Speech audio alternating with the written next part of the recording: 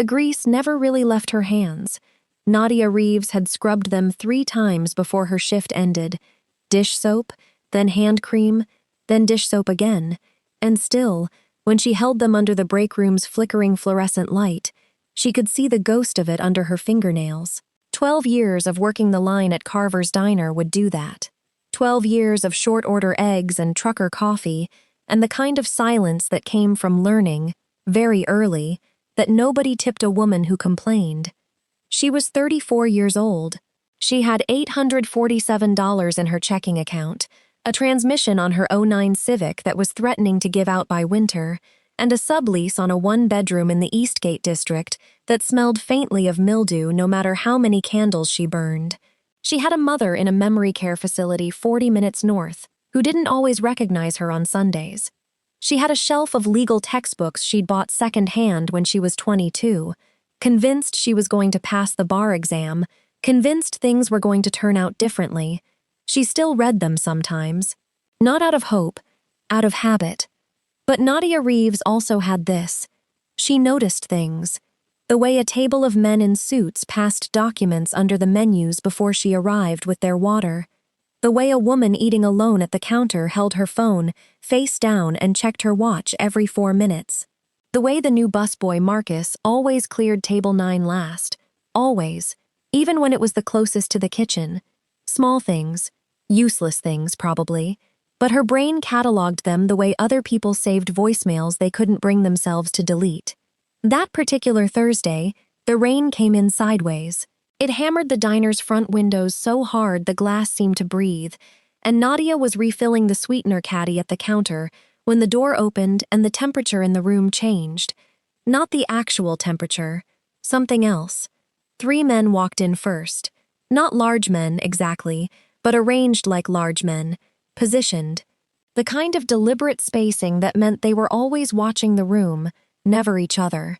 The hostess, a 19-year-old named Bree who'd never once hesitated in her life, stopped mid-reach for a menu. Then the 4th man walked in. He didn't look around the room the way people do when they enter a new space, searching for where to belong. He looked at it the way someone looks at something they already own.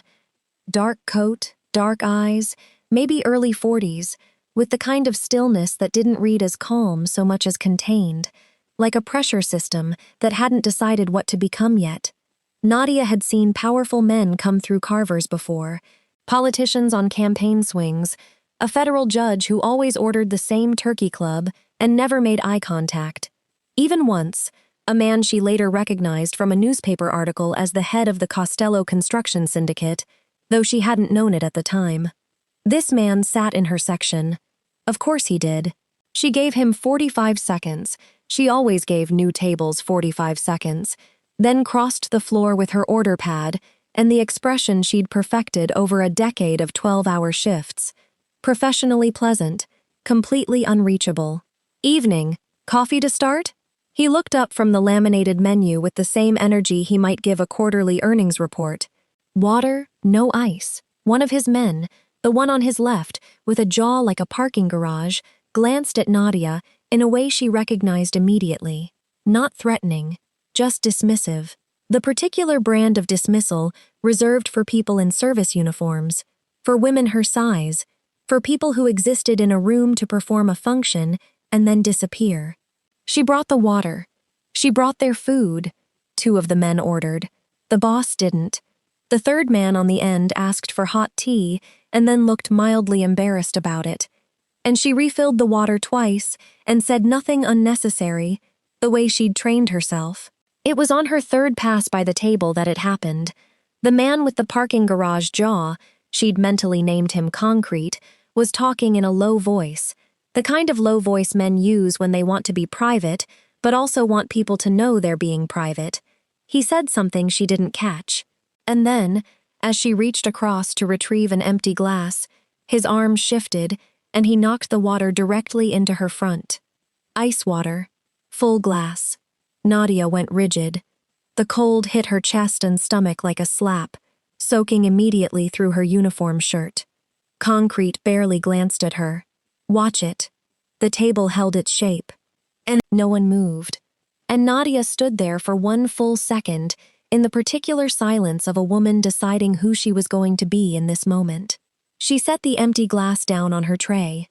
"You knocked it," she said, not loudly, not with the practiced brightness she used when she was managing difficult customers. Just factually, the way she might note it was raining. "Your elbow caught the glass. It happens." Concrete turned to look at her fully for the first time. His expression suggested he was not accustomed to factual corrections. "Excuse me? You said watch it," Nadia said, "but you knocked the glass." "I'm not looking for an apology. I'm just noting it for accuracy." The table was very quiet now. She became aware, in the particular way she always became aware, of things a half-second before they mattered, that the fourth man, the man in the dark coat, was watching her. Not with surprise, more like someone adjusting a lens, bringing something into focus. Concrete's face had gone a color that didn't suit him. He started to stand. "You want to talk about accuracy, sweetheart. Sal." One word. From the man in the dark coat. Quiet the way a fire extinguisher pin is quiet before you pull it. Sal, Concrete, stopped. The man in the dark coat looked at Nadia for a moment. Then he reached into his jacket, pulled out his wallet, and set 3 folded bills on the table without breaking eye contact with the middle distance. "Bring her whatever she needs to clean up," he said to no one in particular. "We're done here." And that was it. That was all. He didn't apologize. He didn't explain. He simply closed the situation the way someone closes a door. Completely. Without slamming it. They were gone in 4 minutes. Nadia stood in the back bathroom with paper towels pressed to her shirt, listening to the rain, and trying to decide what she felt. She didn't feel scared, exactly. She felt the strange electric residue of a moment that hadn't gone the way it was supposed to. She felt like she'd passed a test she hadn't studied for. She didn't think about the man in the dark coat again. She thought about getting through the rest of her shift. She thought about whether she could afford to get the transmission looked at before it became an emergency rather than a warning. She thought about Sunday and whether her mother would know her name. She did not think about the way he'd said one word and stopped a dangerous man mid-sentence. She did not think about the way he'd looked at her before they left. She did not think about it at all. But 6 days later, a black car was parked outside Carver's diner when she walked out at 11 p.m., and a man in a dark coat was leaning against it. Not quite waiting, but not quite not waiting either. And he said, before she could speak, "You have a law background." Not a question. Nadia's hand tightened on her keys. "Who are you?" "Someone who needs a specific kind of assistant," he said. "And someone who's been trying to find that person for 4 months. He looked at her the way he had in the diner, adjusting the lens. "You're either exactly what I need," he said, "or this is going to be a very short conversation." The rain had stopped. The parking lot gleamed under the orange glow of the street lamps. Somewhere down the block, a car alarm began and then thought better of itself. Nadia Reeves looked at the man in the dark coat, and she thought about the $847 in her checking account. She thought about her mother's facility. She thought about the transmission. And she said, "Start talking." His name was Dominic Carrera. She didn't learn that from him, not that night, not directly. He gave her a card with a number on it and told her to be at an address in the financial district at 9 a.m. sharp if she was interested. No company name, no title. No explanation of what assistant meant in the context of a man whose employee had nearly come out of his chair over a glass of water. She Googled the address when she got home. The building came up clean. A registered consulting firm, Carrera Group LLC, incorporated 7 years ago with a listed specialty in international trade mediation. The kind of language that could mean anything. The kind of language specifically designed to mean anything. She Googled the name on the incorporation documents. Dominic Carrera. What came up first was a charity gala photo from 3 years ago. He was standing next to the mayor. He looked exactly as she remembered him. Dark coat, still eyes, the particular composure of a man who understood that a room full of cameras was just another room to control. The caption called him a prominent business figure and philanthropist. What came up on page 4 of the search results was a single paragraph in a 2019 investigative piece from a regional outlet that had since gone offline. She found it in a cached archive. It described Carrera Group as a suspected financial intermediary for organized interests in the Northeastern Corridor, and noted that a federal inquiry had been opened and subsequently closed due to insufficient evidence. Nadia sat with that for a long moment. Then she looked at the legal textbooks on her shelf. Then she looked at her phone, where her banking app showed $847, and below it, a payment notification for her mother's care facility. Amount due in 11 days. She set her alarm for 7 a.m. The office didn't look like what she expected. No velvet, no dark wood. No men stationed at the door with their hands folded in front of them like human filing cabinets. It was a clean, modern space on the 14th floor. Glass partitions, neutral colors, the kind of deliberate blandness that expensive designers charged a lot to achieve. 3 people worked quietly at standing desks. A woman at the front, maybe 30, with reading glasses pushed up into her hair, looked up when Nadia stepped off the elevator and said simply, "Ms. Reeves, Conference Room B." Nadia had worn her good blazer, the one she'd bought for a paralegal interview 4 years ago that she didn't get. It still fit, mostly.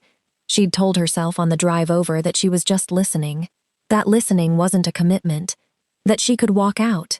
Dominic Carrera was already in the conference room when she entered, standing at the window with a cup of coffee and his back to the door. He turned when she sat down, and there it was again. That measuring quality in his eyes, like he was cross-referencing her against something in his memory. "You came," he said. "You said 9 a.m., she said. "It's 9 a.m. Something shifted at the corner of his mouth. Not quite a smile. The intention of a smile, maybe. "Tell me about your legal background." So she did. She told him about the 2 years at community college, the transfer she couldn't afford to finish, the self-study, the bar exam she'd taken and missed by 6 points. The second attempt she never made because by then, her mother had been diagnosed, and money had become a different kind of problem. She told it plainly, no apology in it, no performance of resilience, just the facts, arranged in order. He listened the way he did everything, without interrupting, without nodding encouragingly, without any of the social reflexes people use to signal that they're paying attention. He simply paid attention. It was, she realized, slightly unnerving. She was used to being overlooked. Being actually watched was its own kind of pressure. "Contracts," he said, when she finished. "Specifically, jurisdictional language in international agreements. Do you have experience with that?" "Self-taught. Moderate fluency in contract law. I also speak Italian. Not fluently, but enough to read legal documents and catch translation errors. My grandmother was from Naples." He set down his coffee cup. "Say that last part again." "I can read Italian legal documents." The temperature in the room shifted, almost imperceptibly. Like that first night at the diner. Something recalibrating. "I've been through 4 assistants in 3 months, he said. "The work requires discretion, attention to detail, and the ability to function normally in high-pressure environments without asking questions you don't need answered." "What kind of questions should I not ask?" He looked at her. "The kind you're smart enough not to ask." It wasn't a threat, it was information. "The pay," he said, and named a monthly figure that made her keep her face completely still through an act of pure will. It was more than she made in 4 months at the diner. It came with a signed NDA, health coverage, and what he described as a discretionary expense account for professional presentation. She understood what that last part meant. She didn't comment on it. "Trial period," he said. 30 days. "At the end of 30 days, we reassess." Nadia looked at him across the conference table. "If I see something that suggests criminal activity, you'll see things that suggest many things," he said. "What you won't see is evidence of anything that could be characterized as such. That's not a threat. It's a description of how this office operates." That's a very careful sentence. "I'm a very careful person." She thought about her mother. She thought about $847. She thought about the way Sal had started to stand, and one word had sat him back down. 30 days, she said. The first 2 weeks were almost boring. Schedules, correspondence, 4 meetings with men in expensive suits who shook her hand without looking at her and spoke in the circular, referential shorthand of people who assumed that anything important was already understood. She organized contracts, flagged translation discrepancies in 2 documents negotiated with a Milanese supplier, errors that turned out to be significant enough that Carrera had the entire agreement renegotiated, and sat in on 3 conference calls during which she was required to do nothing except be present and take notes. She was good at it. She realized with some private discomfort, exceptionally good at it. The same observational instinct that had catalogued Marcus's table-clearing habits at the diner now tracked the micro-tensions in every meeting room she entered. Who deferred to whom? Which names made people pause before they said them? Which topics bent the conversation around their absence? Carrera noticed her noticing. He said nothing about it for 11 days. On the 12th day, he walked past her desk at 7 p.m., when everyone else had gone, and said, without stopping, "You caught the Moretti discrepancy before our legal team did." The tense shift in Article 9 changed the liability window. He stopped then, turned. Most people don't read Article 9. Most people aren't being paid to. He looked at her for a moment with the same expression from the diner, the same adjusted lens quality. Then he said, "Get your coat. I need a second set of eyes at a dinner." She got her coat. The restaurant was the kind of place with no menu visible from the street, and a host who recognized Carrera by sight and showed them to a private dining room in the back without a word. The other party was already there, 2 men, late 50s, with the tanned and groomed look of wealth that had been old long enough to become invisible. They stood when Carrera entered. They glanced at Nadia with the specific blankness of men deciding she wasn't relevant, which was, she understood, entirely intentional. The dinner was in English, except when it wasn't. The 2 men, brothers, she gathered, named Ruggiero, slipped into Italian 3 times during the meal. The first time was surface-level courtesy, directed at no one. The second time was a brief aside about the wine. The third time was not about the wine. She kept her face over her notes and let them talk. On the car ride back, Carrera said nothing for 4 blocks. Then, what did they say? "The second brother," Nadia said. "When you were looking at the contract addendum, he told the first brother that the Eastern Clause was unenforceable in their jurisdiction, and they'd already spoken to someone about it. He used the phrase, abbiamo già provveduto, we've already taken care of it." Silence. "They're planning to contest the clause after signing," she said, "or they already have a legal workaround arranged." More silence. The city moved past the windows, all wet light and shadow. "You didn't indicate that you heard them," Carrera said. "You didn't tell me to." He turned and looked at her then, really looked at her, for only the second or third time since she'd started. Not measuring. Something else. Something she didn't have a name for yet. 30 days, he said quietly, is no longer the arrangement. She turned back to the window. "I know." She told herself the flutter in her chest was about the salary. It was easier that way. The threat arrived on a Tuesday. It wasn't directed at her, not at first. She found it by accident, the way she found most things, by being in a room where she technically wasn't the intended audience. She'd been returning a folder to Carrera's office when she overheard his head of security, a compact, gray-eyed man named Frost, say 3 words through the barely open door that made her stop breathing for a full second. The Voss account. She'd seen that name once. In a document she wasn't supposed to have seen, on a desk she'd been left alone at for 40 seconds while Carrera took a call. She hadn't mentioned it. She'd filed it in the same internal catalog as Marcus's table clearing and the Ruggiero brothers' Italian, and everything else her brain refused to release. But she knew what Voss was. She'd figured it out slowly, across 2 weeks of careful observation. Voss wasn't a client.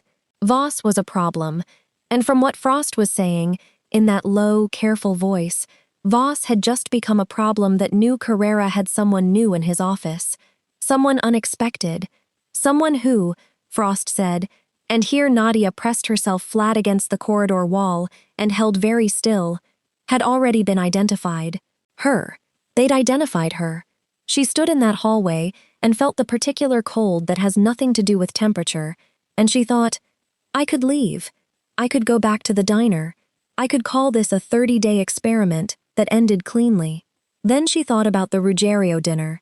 She thought about Article 9. She thought about the way Carrera had said, 30 days is no longer the arrangement, not as an offer, but as a fact he'd already decided.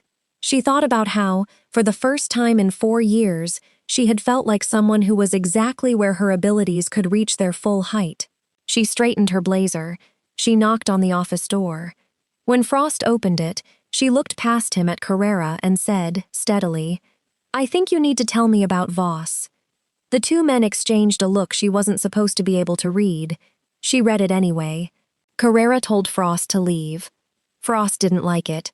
She could see that in the precise, controlled way he didn't react. But he closed the door behind him without a word. And then it was just the two of them in the office, with the city spread out 14 floors below them, and the particular silence of a room where something important was about to be said for the first time. Carrera didn't sit. He moved to the window the way he always did when he was thinking. Not restless, not pacing, just repositioning himself relative to the problem. She'd learned that about him in 3 weeks. He thought better when he could see distance. How much did you hear? He asked. Enough to know I'm not as invisible to the outside as I am inside this office, Nadia said. And enough to know that Voss isn't just a rival. He's someone you've been managing carefully for a long time, and whatever boundary existed between you two has recently moved. He turned from the window and looked at her. You're not frightened, he said. Not an accusation, more like a data point he was entering somewhere. I'm frightened, she said. I'm just not performing it. Something passed across his face, fast, like light moving across a floor when clouds shift. Gone before she could fully name it.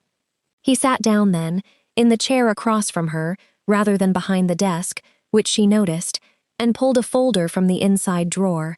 Not the organized, color-coded files she managed, but something older, the edges of it soft from handling. Henrik Voss, he said, 61 years old, Dutch national, operating primarily in Northern Europe and the Eastern Seaboard. Legitimate face in private equity. Actual business is contract manipulation. He inserts language into international agreements that creates financial leverage points. Silent tripwires. By the time you find them, he already owns a piece of whatever you built. Nadia thought about the Ruggiero brothers. About abbiamo già provveduto. He got to the Ruggieros, she said. Carrera's eyes sharpened. When did you work that out? Just now, fully. But I've been building toward it. He opened the folder and laid a single document on the desk between them. It was a contract, thick, dense, the kind of multi-layered agreement that was designed to be exhausting to read. She recognized the header. It was a version of the Moretti Agreement, an earlier version, before her corrections. Voss has a contact inside the Moretti organization, Carrera said. We believe he's been feeding altered contract language through that contact for approximately 8 months. The goal is to create a liability structure that gives him controlling leverage over 3 distribution agreements we have running through northern Italy. And if he gets that leverage, then approximately $40 million in annual movement becomes his to tax however he sees fit. He paused. Or to expose, if we don't cooperate. Nadia was quiet for a moment. What does he know about me?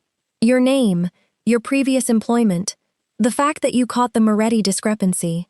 His jaw tightened, almost imperceptibly. He has someone watching this building. That's new. He's escalating because we corrected the clause before he could use it. Because of me. Because of you. She sat with that. The weight of it wasn't abstract. It was specific and immediate, like a hand pressed flat against her sternum. She had walked into this office 30 days ago with $847 and a second-hand blazer, and somewhere in those 30 days, she had become a variable in someone else's dangerous equation. What do you need from me? She asked. Carrera looked at her for a long moment.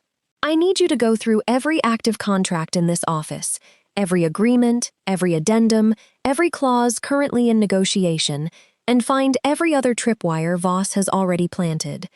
I need it done before Thursday, because Thursday is when the Moretti agreement formally closes, and if there are others, that closing will tell Voss we've found them. That's 47 documents, she said. She knew, because she'd organized them. Yes. In 60 hours. Yes. She thought about it. Not about whether she could. She already knew she could. In the same way she'd always known things about herself that the circumstances of her life had never given room to confirm. She thought about what it would cost, the sleep, the focus, the particular grinding exhaustion of doing something that mattered enormously while running on nothing. I'll need access to the original Italian source documents, she said, not the translated versions. And I need Frost to tell me everything he knows about Voss's methodology, how he constructs the language, what his preferred insertion points are. If I know his patterns, I can move faster. Carrera reached for his phone. Frost, it turned out, was more useful than he was warm.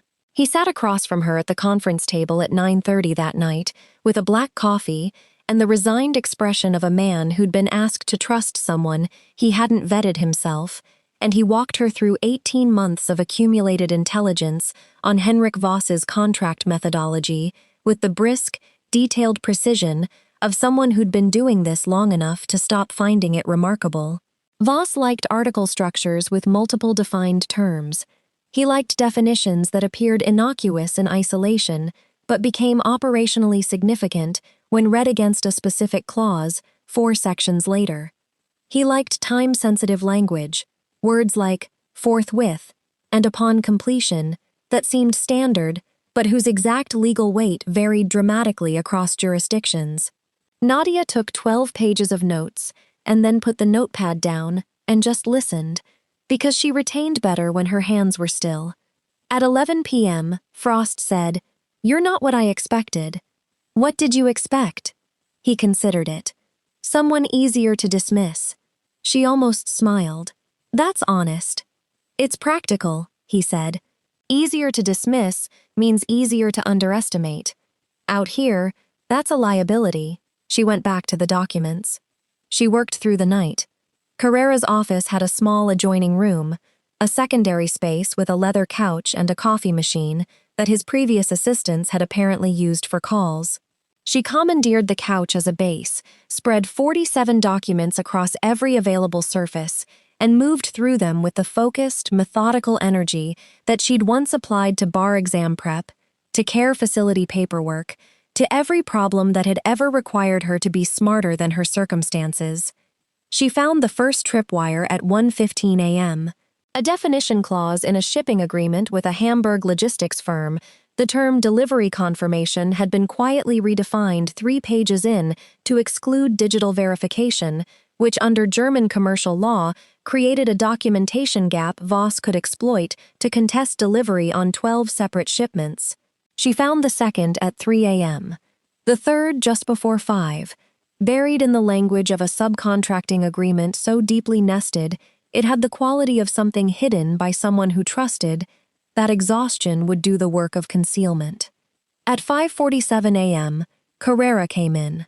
She heard his footsteps first. She'd learned those too, in 30 days, the particular unhurried cadence of them.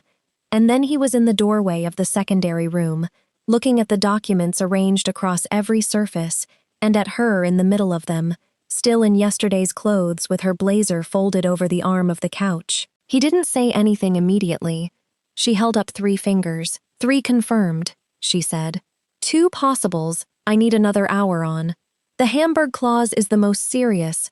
It has a 72-hour contestation window that opens the day after the Moretti closing. He timed it deliberately. Carrera crossed the room, picked up the Hamburg document, and read the clause she'd highlighted. His face did the thing it sometimes did, went very still in a way that meant the opposite of stillness, meant something moving fast beneath a controlled surface. He planned this around the Moretti close, he said. He's been planning this for months. The Moretti discrepancy, the one I caught, that wasn't the main event. That was a test. He wanted to see if we'd notice. When we corrected it, he knew someone new was in this office, and he accelerated the Hamburg timeline. Because he assumed we'd be focused on Moretti. Because anyone reasonable would be. She picked up her coffee, found it cold, drank it anyway. He didn't account for someone reading everything. The words landed in the quiet of the room, and something shifted. She felt it the same way she'd felt the temperature change in the diner that first night. That sense of a recalibration happening in real time. Carrera set the document down and looked at her. Not the measuring look, not the adjusted lens quality. Something more direct than that, and less comfortable, because it had no professional container around it. "You've been here all night," he said. "The documents were here all night. Nadia." It was the first time he'd used her name without it being transactional, without it preceding an instruction or following a question. Just her name, in the quiet of a room at 5:47 in the morning, with documents spread across every surface and the city going gray-pink outside the window. She looked at him.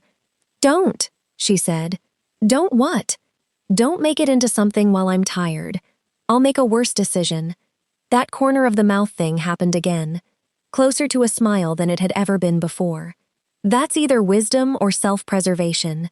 With me, they're usually the same thing. He looked at her for another moment, and this was the look she least knew how to catalog, the one that had been building for 30 days, like weather, like pressure, like something that had no intention of resolving into anything comfortable. And then he looked away, back at the Hamburg document. "Two possibles," he said. "Show me." She showed him. Thursday came and went without incident.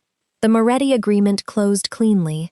The Hamburg clause was removed from the logistics contract under the justification of a routine legal review. The two other tripwires were quietly diffused before Voss could trigger them. From the outside, from Voss's position, nothing was supposed to look like they'd found anything at all. Whether it worked, they wouldn't know immediately. That was the part Nadia found hardest. The not knowing. The waiting. She'd gone home Thursday afternoon and slept for 11 hours and woken up at 2 a.m. with the specific jangled alertness of someone whose nervous system had forgotten how to idle, and she'd lain in the dark of her apartment, which no longer smelled like mildew, because 2 weeks ago Carrera had quietly moved her to a different building under a corporate lease arrangement she hadn't asked for and hadn't refused, and she'd thought about what Frost had said. Easier to dismiss means easier to underestimate. She thought about what that meant for what came next. On Friday evening, she saw him. She didn't plan to. She was at a restaurant in Midtown, a birthday dinner for a woman named Cora who'd been her closest friend since the diner years, loud and warm, and the particular joy of a table full of people who asked nothing of her except to show up. She'd worn the green dress she'd bought with the first paycheck. She'd laughed genuinely, for the first time in longer than she wanted to count. She'd let herself be simply a person at a table, for 2 hours, with no documents and no tripwires and no carefully measured silences. She was on her way back from the restroom when she saw him at the bar. Carrera, with a drink he hadn't touched, positioned where he could see the door. He saw her at the same moment, and for exactly 3 seconds, neither of them moved. And in those 3 seconds, the controlled, professional architecture of the last 30 days became briefly transparent, and she could see straight through it to whatever was actually underneath, which was something neither of them had named, and both of them had been navigating around with increasing precision for weeks. Then he smiled. A full one this time, brief and real and slightly ruinous. She was deciding what to do with that when his phone lit up on the bar beside him, and she saw, from 10 feet away, the name on the screen. Voss. Carrera's face closed immediately. He picked up the phone. His eyes found hers across the room and held them, and what she read in them was not the calm, contained composure she'd learned to map. It was warning. She was already moving toward him when Frost appeared from the corner of the room. She hadn't seen him, hadn't accounted for him, and that told her something cold and immediate about how long he'd been there, and why. And he said, low and close to her ear, "We need to move you. Now, there's a car outside." "Why?" she said. "What did Voss do?" Frost's gray eyes found hers. He didn't just identify you, Ms. Reeves. He paused. He found your mother's facility. The noise of the restaurant continued around her. The laughter, the clinking glasses, Cora's voice bright across the room. And Nadia Reeves stood very still inside all of that warmth and felt something harden in her chest that had never been there before. Not fear, exactly. Sharper than fear. Resolution. She turned back toward the bar. Carrera was still on the phone, watching her, and she met his eyes across the room and gave him the smallest nod. I know. I'm ready. I'm not running. And she watched something move across his face that was not professional, that was not contained, that was nothing she had a clean category for. He ended the call. He stood, and as Frost's hand came to her elbow to guide her toward the exit, Carrera fell into step on her other side, not touching her, not needing to, and said, very quietly, for only her, I should have warned you about what it means when I stop keeping distance from people. She kept walking. What does it mean? He was quiet for 2 steps. 3. It means they become worth protecting, he said. And it means that anyone who moves against them. He didn't finish the sentence. He didn't need to. Outside, the black car waited. The city hummed and blazed around them. And somewhere across that city, in a facility 40 minutes north, her mother slept in a bed that a man named Henrik Voss had just made into a bargaining chip. A man who didn't yet know that he had made the single tactical error that would cost him everything. He had shown Dominic Carrera exactly what to protect, and he had shown Nadia Reeves exactly what she was willing to become. The car door opened. She got in.